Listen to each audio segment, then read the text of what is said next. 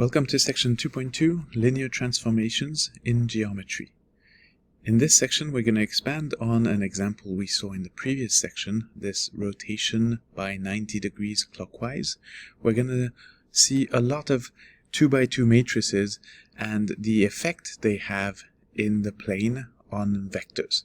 So we're going to see matrices that produce some scalings, projections, reflections, rotations, etc.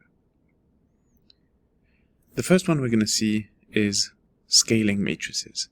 So if a matrix is a diagonal matrix where all values on the diagonal are the same, then the effect this has on a vector is that it scales that vector. It doesn't change its direction, but it increases its magnitude or decreases its magnitude. So for example, if we have the matrix 3, 0, 0, 3, and we multiply this by the vector 2, negative 1, the output is 6, negative 3. So we have the original vector multiplied by 3. Notice the new writing here vertically with brackets versus the old writing of vectors as we saw it in multivariable. It's better to transition to this writing now in linear algebra. But the case here is that, remember that transformations are like functions where the input is a vector instead of a number and the output is a vector instead of a number. So this function that is represented here by this matrix, what the effect it has is it just triples the length of the vector we put in. Orthogonal projections. Such matrices here are going to have the effect of making a projection orthogonally onto a given vector u. Now all these u1s, u2s are actually the components of the vector u that we are projecting on. It's worth trying to pay attention to whether there's a little arrow on top of the u. If there is, then for sure it's a vector. Then u1, u2, and maybe u3, u4, u5 would be the components of that vectors. So these u1, u2 are numbers, and u is a vector. So if it happens that we are projecting on a unit vector, then we can ignore what's in front here because that's equal to 1. So the matrix becomes simply this.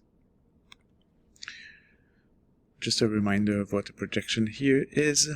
If you want to project vector x onto vector u, even though x goes backward, you actually extend vector u with a line and then you go down perpendicularly to that line until you hit it. So the projection of vector x would start here and end right here. Like this. The sketch goes a bit too far. So in multivariable, we saw a formula to find projections of vectors onto others. If we projected vector u onto vector v, this is what it looked like. So in this case, we are projecting vector x onto vector u, so we can just make the proper substitutions. This is the formula for multivariable. And x dot u is x1 u1 plus x2 u2 in the plane. The magnitude of u is u1 squared plus u2 squared, and vector u is u1 u2. So if we multiply, just using the simple multiplication of a number with a vector, this is what we get. And if we make an effort here, we can see that we have x1 and then x2. In the second row, we also have x1 and then x2. So what that means is we can extract x1 and x2 and place them at the back as a vector x. This is the same as this matrix times vector multiplication. You can just do it u1 squared times x1 plus u1 u2 times x2. So that reads the first row here, and then we could do the same with the second row. So what we've been able to do here is transform this formula into an expression that looks like what we want. which is a matrix times a vector. So we can now consider this thing here to be the function, and then this is the vector that I would plug in my function if I wanted to see the effect of the matrix, in this case if I wanted to find the projected vector. So it's a good idea to see an example. Find the matrix A of the orthogonal projection onto the line spanned by W equals 4, 3. Then find the projection of V equals 2, 1 on this line. So this is what we called vector U above. We're going to first find the matrix that corresponds to a projection onto this vector. So U1 squared, U1, U2, U1, U2, U2 squared, and the front, we need to use that because W is not a unit vector. So here's our matrix. And then if I want to project vector V onto the line spanned by W, then all I need to do is to multiply. So 16 over 25 times 2 plus 12 over 25. And that's 44 over 25. And then the second component of the projection would be 12 times 25 times 2 plus 9 over 25, which is 33 over 25. So you can see how efficient it is, in fact quite a bit more efficient than what we did in multivariable.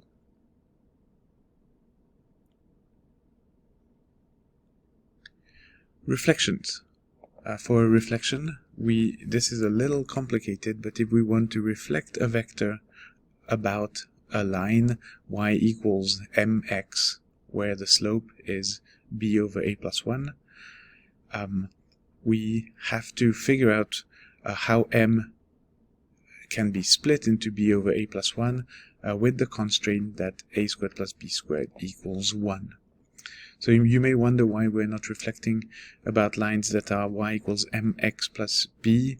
Well, one of the reasons is we want the vector 0 to always stay at 0 after a linear transformation, and we also discussed earlier why constants are not included into linear in the way that we define linear in linear algebra. Again, we'll see a lot more about that later. It refers to something we'll call the kernel, etc. So find the reflection of the vector v equals 2, 1 about the line y equals 3x. So where does it go if we look at the mirror of 2, 1? If this is what the mirror is, so we need to find a way to express the slope of the line as b over a plus 1, and we also know that a squared plus b squared equals 1. So it's a little system of equations. We find a equals negative 1, but that's not possible because that would mean y equals b over 0. So a has to be negative 4 over 5, which entails b equals 3 over 5, and there we go. Now we can write the matrix, and if we wonder what the image is after reflection, then we multiply the matrix by the vector, and we get negative 1, 2. Next geometric transformation in the plane is rotations. That's the example we saw in last class. So the matrix of a rotation is going to be cosine theta, sine theta, negative sine theta, cosine theta, where theta is the angle in the counterclockwise direction. And we're going to try to prove this. If we want to start with a vector x, and the goal is that we rotate that vector x by an angle theta, then the output t of x will be this vector represented here. And we can split that vector t of x into two components, basically a certain amount of x plus a certain amount of a vector perpendicular to x. So let's talk about the vector perpendicular to x. If vector x is x1, x2, then the vector perpendicular to x is negative x2, x1. So I can say that t of x is cosine theta times x plus sine theta times x perpendicular. If we substitute the components of x and x perpendicular, this is what we get. We can simply multiply cosine theta to each component, and then we can add these two vectors, and this is what we get. And now we need to do the same the same process that we did earlier, which is to extract x1 and x2, because we have x1 and x2. In the next row we have sine x1 plus cosine x2, so we can again extract x1 and x2 and put it behind, which is ideal because now we've kind of managed to produce the function. And we can check cosine theta times x1 minus sine theta times x2, which is exactly what we can read here. And likewise, maybe it's easier to flip these two first. Sine theta times x1 plus cosine theta times x2. So this is the matrix, it's the function that I was looking for, and that would be any input that I want to rotate.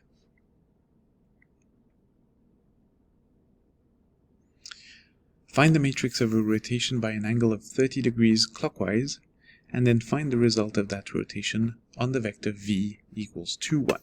So be careful, since we are turning clockwise, the angle is actually negative 30 degrees. So we simply plug it in, cosine of negative 30, negative sine of negative 30, sine of negative 30, cosine of negative 30. And we multiply this by 2, 1 to get the result.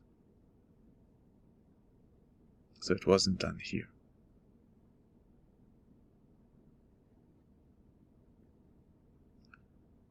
Note that we can write, instead of having cosines and sines, we can just say that a rotation matrix is going to look like that, with the condition that a and b are such that a squared plus b squared equals 1. Number 5 is a combination. If you want to rotate and scale, then you basically have a rotation matrix, and you also multiply by the scaling factor. You don't really need to do that. You can just do 2, 1 after the other. It's not really special. It's just a combination of two things we've just seen. Lastly, something that might be new, shears. So a shear is sliding an image horizontally or vertically. Like you can see here, a horizontal shear. Nothing went up, but everything, for example, this vector here, is kind of pushed to the right a little bit. It didn't go higher, but the x component of the vector went to the right a little bit. So what do shears matrices look like? They look like this for vertical shears, and they look like that for horizontal shears. So the example that's shown here with the fish would be represented in math by a matrix like this. Find the shared vectors of v2, 1 with the matrix 1, 0.5, 0, 1. It's very easy. There we go. So we can see how the vector 2, 1 was moved to 2.5, 1. I just read this matrix here as 1, 0.5, 0, 1, and we may wonder why if we should read matrices horizontally or vertically. We could say that this is the matrix 1, 0, 0.5, 1. Both are fine. It depends a little bit on your perception. If you read 1, 0.5, maybe it means that you're thinking more in terms of equation. It's like 1x plus 0.5y equals something, and 0x plus 1y equals something else. If you read these vertically, it feels more like you are thinking of the image of the standard basis vectors. So the vector 1, 0 would remain 1, 0. So horizontally, that vector would not change, but the vector 0, 1 would become 0.51. So the vector that goes up 0, 1 like this is slightly tilted now, 0.51. So both are fine. I think given that we are working with a geometrical context here, it would have been better if I had read this matrix as 1, 0, 0.51. But anyway, both are perfectly acceptable. Last thing in this section is just a summary of all these equations. This is it. So just a reference page where you can find everything quite easily. Thank you so much.